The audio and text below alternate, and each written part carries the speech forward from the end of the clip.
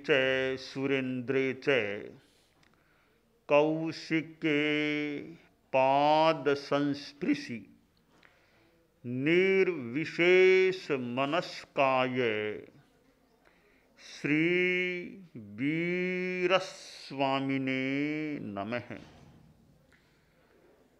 आर्हत वाङ्मय में कहा गया है, लोभम संतोष ओ जिणे आश्रय। आदमी अपराध में चला जाता है, हिंसा में भी चला जाता है, चोरी आदि कार्य भी कर लेता है। एक प्रश्न है कि आदमी अपराध में क्यों जाता है? हिंसा, झूठ, ठगी आदि आदि में क्यों जाता है? हिंसा करना एक प्रवृत्ति है, एक कार्य है। सामान्यतया कार्य अपने आप नहीं होता है, कार्य को करने वाला कोई होता है।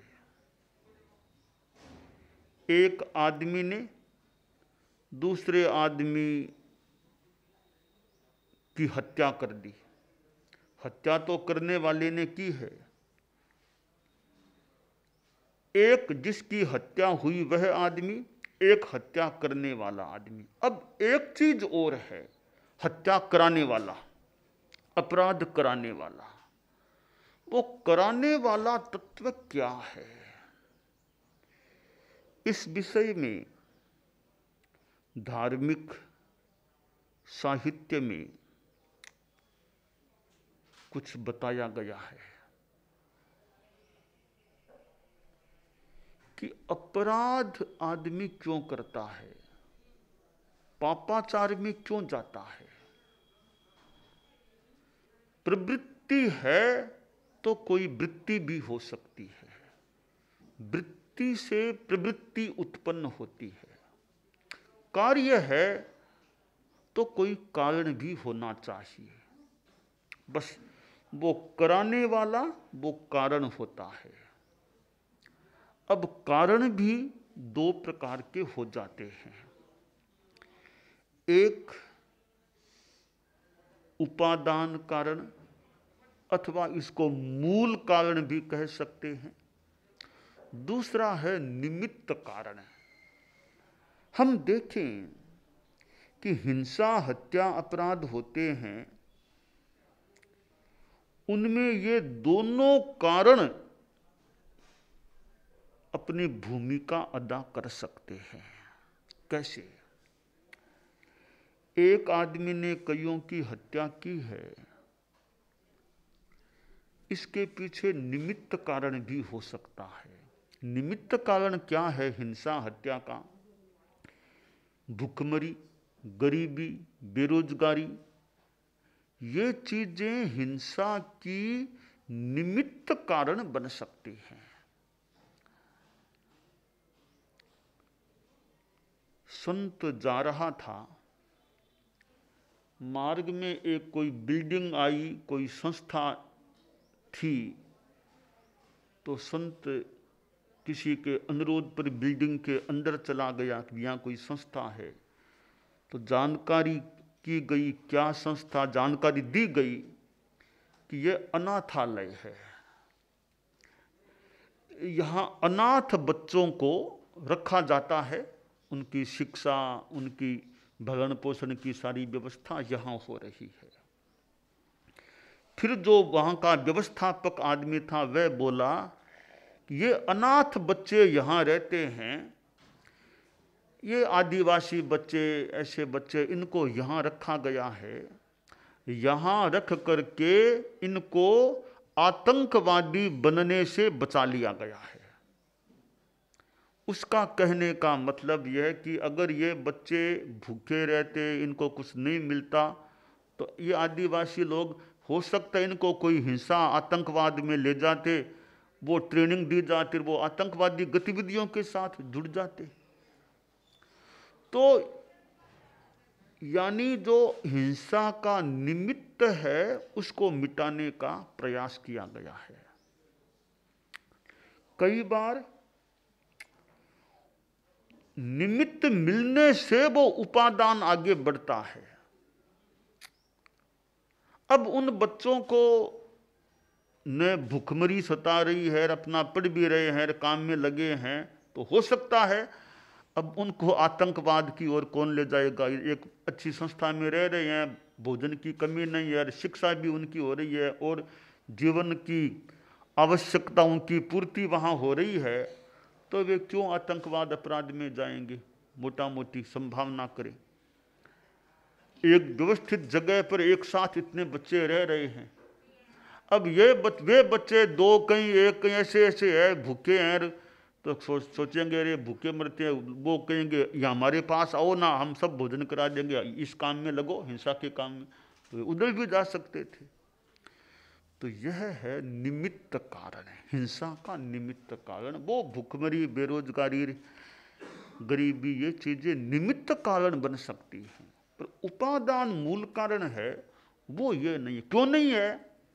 एक साधु भूखा भी है तो भी हिंसा नहीं कर रहा है, खाना नहीं मिला, भिक्षा नहीं मिली, भोजन नहीं तो भजन में लगा हुआ है कि भोजन तो मिला नहीं है तो भजन करो अपना।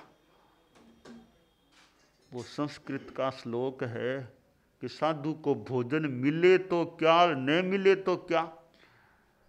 तो संस्कृत में एक चिंतन मानो दिया गया, लभ्यते लभ्यते साधु, साधु एव न लभ्यते, अलब्धे तपसो वृद्धिर लब्धे देहस्य धारणा।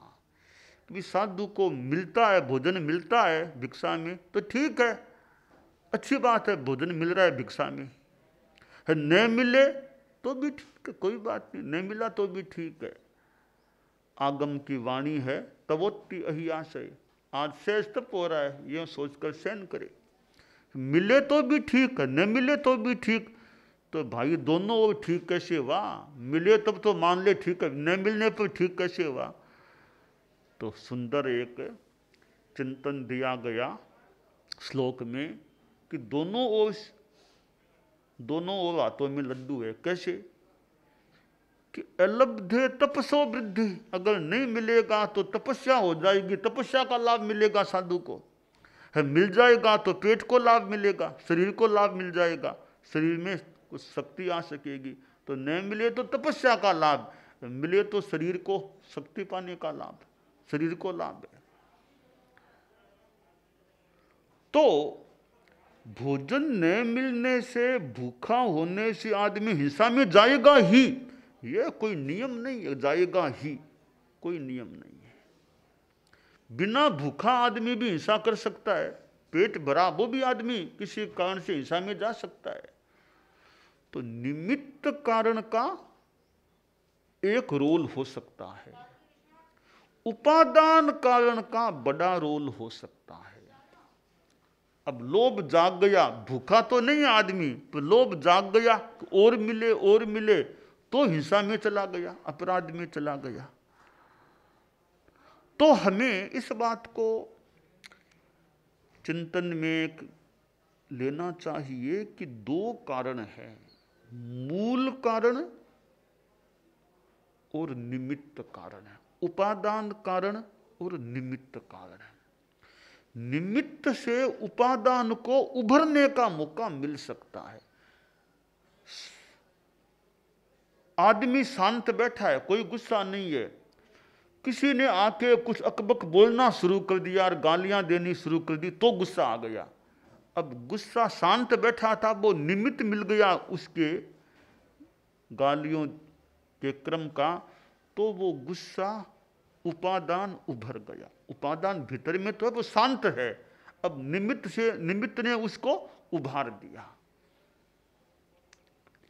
तो उपादान को उभारने में निमित्त सहयोगी बन सकता है, पर निमित्त उभार ही देगा ये जरूरी नहीं। एक शांत स्वभाव का साधु बैठा है, भले उसको 100 गालियां दे दो ना, साधु गुस्सा नहीं कर रहा है। क्यों नहीं? कि वो उपादान पर कंट्रोल है। तो निमित्त की ताकत नहीं कि उपादान को उभार सके। स्थूल भद्र कहां चतुर्मास कर लिया, कैसा निमित्त था, फिर भी अपनी साधना में ठीक रह गए। और आचार्य बोले महादुक्कर करने वाले, दुक्कर महादुक्कर कार्य करने वाले। तो उपादान की स्थिति ठीक है तो निमित्त की ताकत नहीं हो सकती कि उपादान को उभार दे। तो जो धार्मिक साहित्य में एक विचार दिया गया है कि आदमी पापाचार में क्यों जाता है, अपराध में क्यों जाता है, तो वहां उपादान को बताया गया है कि उपादान है वो मूल है अपराध का। उपादान क्या है? एक तो लोभ, लोभ है वो एक उपादान कारण है अपराधकार हिंसा का। दूसरे में देख लो क्रोध, गुस्सा है, आक्रोश, आवेश, वो भी हिंसा अपराध का एक उपादान कारण बन जाता है। तो काम और क्रोध ये दोनों अपराध के, पापाचार के, पापात्मक प्रवृत्ति के कारण बन जाते हैं। अब ये दोनों नष्ट हो गए हैं तो कोई भी निमित्त अपराध में आदमी को ले जाने की ताकत नहीं रखता, क्योंकि निमित्त की ताकत सीमित है, असीम नहीं है, सीमित है। वो थोड़ा सा एक पुश कर सकता, थोड़ा सा धक्का दे सकता है। मूल कोई है तो गिरेगा ना, है नहीं तो पुश किसको गिराया जाएगा, कोई है तो गिरेगा ना। तो लोभ आदि भीतर में है तो निमित्त कुछ उसको एक उभारने में अपना योगदान दे सकते हैं।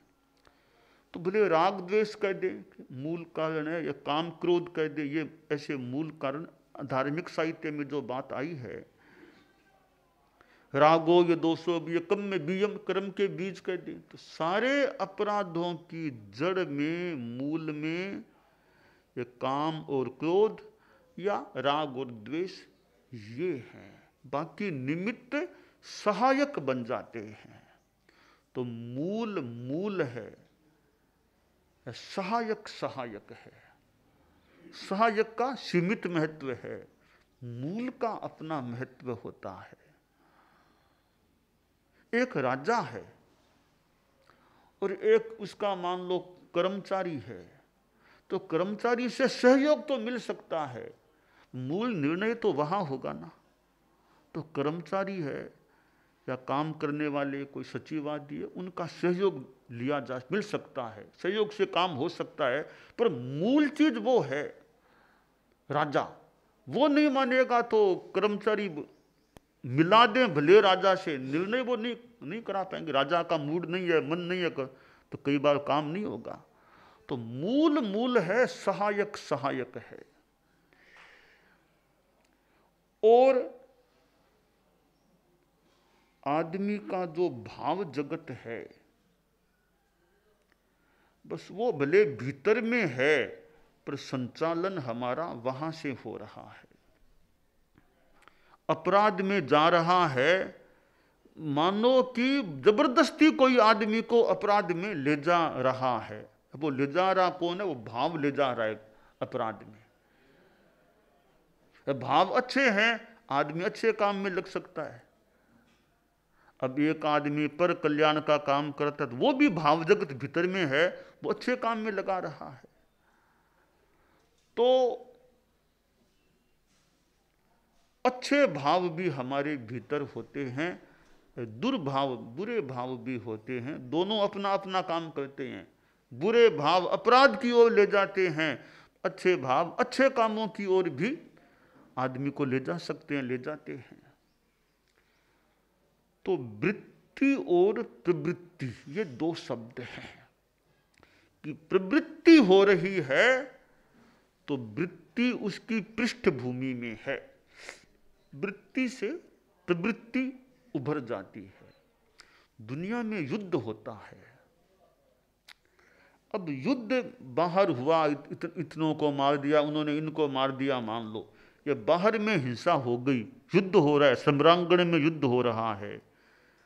एक अपेक्षा से देखें कि सम्रांगण में तो युद्ध बाद में हुआ, पहले युद्ध आदमी के दिमाग में होता है, भावों में होता है। पहले दिमाग के सम्रांगण में मानो वो युद्ध शुरू होता है, फिर उसका परिणाम वो बाहर के मैदान में सम्रांगण में आता है। दिमाग में युद्ध शुरू नहीं होगा तो वो बाहर भी युद्ध नहीं होगा। फिर तो ये भाव शस्त्र होते हैं, शस्त्र, और ये बाहर के शस्त्र हैं। एक बड़ा शस्त्र है भाव शस्त्र, भाव, भीतर का भाव भी शस्त्र है। अविरति है, अविरति भाव शस्त्र है। अविरति है तो ये बाहर के शस्त्र फिर काम आते हैं, बंदूक आदि आदि चीजें हैं, ये शस्त्र हैं। इनको चलाने वाला अविरति नामक शस्त्र है, वो इनको चलाता है। आदमी चलाए स्थूल बात है, क्योंकि आदमी ने शस्त्र चलाया स्थूल बात है, पर आदमी ने भी क्यों चलाया? अविरति ने आदमी को प्रेरित किया है चलाने के लिए, शस्त्र चलाने के लिए, तब आदमी ने शस्त्र चलाया है। तो अविरति एक भाव शस्त्र है। तो युद्ध है वो पहले भीतर में होता है, बाद में बाहर होता है। तो यह भाव जगत है। और जो वृत्ति प्रवृत्ति की बात है, तो दुष्प्रवृत्ति में दुर्वृत्ति काम करती है और सुप्रवृत्ति में सुवृत्ति काम करती है। दुष्प्रवृत्ति में दुर्वृत्ति मूल नियामक है। इन दुर्वृत्तियों में यह लोभ मानो कि सबसे ज्यादा भयंकर कह दें, त्याज्य कह दें, वो लोभ की वृत्ति है। क्रोध की अपेक्षा भी लोभ ज्यादा भयंकर दुर्वृत्ति है, क्योंकि कहीं क्रोध के पीछे भी लोभ का आश्रय हो सकता है। लोभ के कारण से भी क्रोध हिंसा हो सकती है। तो शास्त्रकार ने कहा है कि लोभ को जीतो। कैसे जीते? कि संतोष ओ संतोषतः, संतोष से लोभ को जीतो। एक उपाय जो बताया गया है शास्त्र में, वह है संतोष। कि लोभ को जीतने का उपाय, लोभम अलोभेन, एक जगह कहा गया, जो लोभ को अलोभ से, मतलब अलोभ से हम लोभ को अलोभ कह दो, संतोष कह दो, उससे हम लोभ पर प्रहार कर सकते हैं, लोभ को कमजोर बना सकते हैं, क्षीण कर सकते हैं। और लोभ ये ऐसी अनादिकालीन वृत्ति है हमारे भीतर में, पुरानी नहीं, अनादिकालीन है। पुरानी तो फिर भी मान ले कभी पैदा हुई, यह तो अनादिकाल से आत्मा के साथ है। लोभ का अंत तो हो सकता है, पर लोभ की आदि नहीं है। कि लोभ पैदा कब हुआ, ऐसा नहीं। लोभ तो हमेशा ही था, जब तक वीतराग नहीं बने हमेशा ही था। पर लोभ का अंत किया जा सकता है, अनादि का भी अंत हो सकता है। कोई कोई अनादि अंतहीन भी हो सकता है, पर कोई कोई अनादि तत्व अंत वाला भी हो सकता है। तो हम इस अनादि लोभ को अंत वाला बनाने का प्रयास करें, कमजोर और क्षीण बनाने का प्रयास करें, यह काम्य है।